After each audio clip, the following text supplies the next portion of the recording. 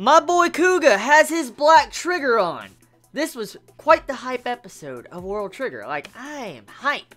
So, this week's episode of World Trigger, even though I know for a fact this episode could be considered slow, I fucking enjoyed this episode. Like, I'm enjoying these episodes even more by the episode. Like, I mean, it's just drawing me in. This arc, by far, is the best arc I have seen of World Trigger. I mean, this is like the first real serious arc of World Trigger, and I am really enjoying this invasion type arc where everybody's invading border and borders having to defend themselves. I mean, getting to see these different characters just showing off their skills, and these different characters that have been built up since the beginning of World Trigger actually fighting, it's really entertaining, especially getting to see, like, you know, Jin's rival fighting, and he just cuts that freaking like suicide bomber type Trion soldier in like one blow. Holy shit. And then you also have where Kuga puts on his black trigger and he starts beasting the freaking new rabbit type Trion soldier.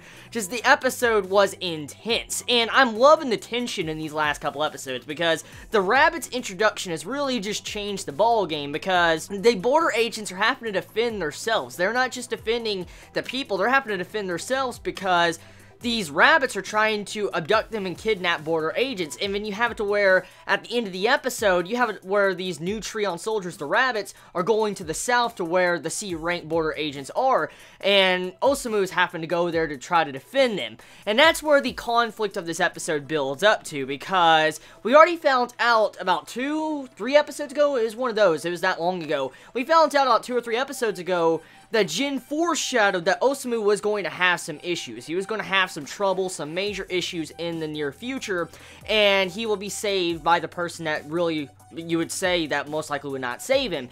And so Osamu, we can assume he's going to be saved, but we don't really know if Jin's, you know, side effect is 100% accurate. We don't know if it always is 100% accurate all the time, unless that's been clarified before, but I don't think it is 100% accurate. Seeing how Osamu, as a character, is going to go off on his own, he's going to go and try to save Chika, it just goes to show you once again some more character development for Osamu as a character, and how much faith Kuga has in Osamu as a leader to be able to leave him by himself to go. And one thing I have to say is, seeing Kuga use his black trigger, I mean, he was asking, you know, the leader, the border agent chairman, he's like, so, I could go with Osamu if I don't use my black trigger, right? And the way the dude was talking to Kuga is like, nope, you're gonna have to come and, you know, help them out and all that. You can't go with Osamu to go into where the C ranks are.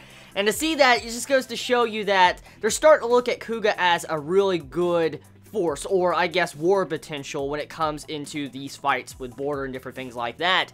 Now, Osamu, I wonder what is going to happen, because it's already obvious and it's already been foreshadowed that Osamu is going to have some issues, and I'm going to assume it's going to have something to do with the rabbit. Most likely, Osamu is going to be captured, and then he's going to be saved. I'm assuming that's what's going to happen. I want to point out one thing that I noticed with this episode, which just stood out to me.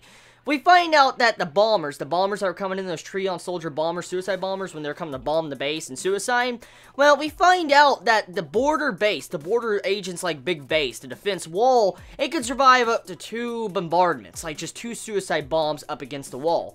And we come to find out that they beefed up the Trion in these walls. They made the walls even stronger since the accident happened a couple days prior before this fight, with Chika blowing a hole through the wall. But that really just goes to show you the scale of Chika's power. Like, this episode is very subtle, but it was showing us the scale of how strong Chika is, and how dangerous she could be later on down the road, because Chika blasted a giant-ass hole through the border agent's wall. We saw the outside. It was a thick-ass wall. Like, oh my god, it was a really big wall.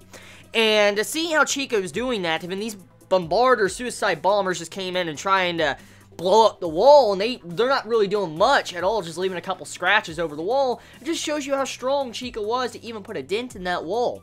So yeah, Chika is unbelievable. She's going to be amazing. She will in the future. Oh my god. I'm looking forward to seeing her growth as a character later on down in World Trigger. Now, animation-wise, as always, when it comes to World Trigger, it doesn't have the best animation, and I have to point out one scene in this episode that really just, I'm like, oh, I kind of cringed a little bit.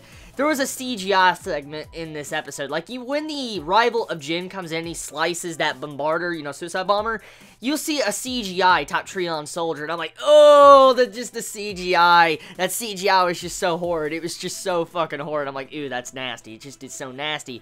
But if you can get past that, the episode was really good. Music is on point, voice acting is on point, and I feel like the pacing is on point. So tell me your thoughts in the comments below. You all have a wonderful day or not, wherever you live. Please be safe. Chibi out.